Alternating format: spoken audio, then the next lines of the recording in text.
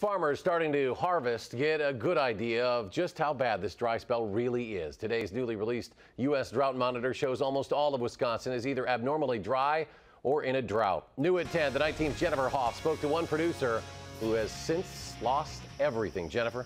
Eric, 220 acres of Brian Brown's corn crop cannot be salvaged. It's infested with fungus, and if farmers can recover anything yet this year, officials are saying it's only going to be about 30% of what their normal yields is.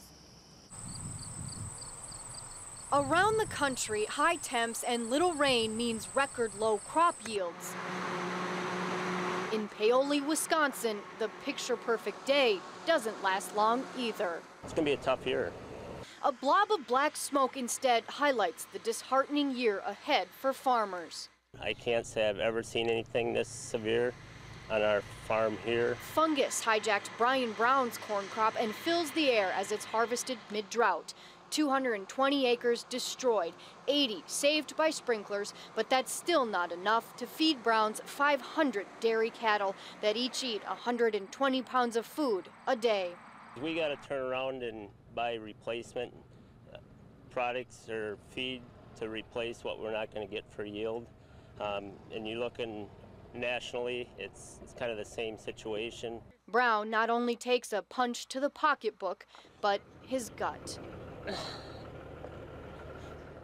June drought monitors show little or no impact, a stark contrast 3 months later when most of Wisconsin is in a severe state.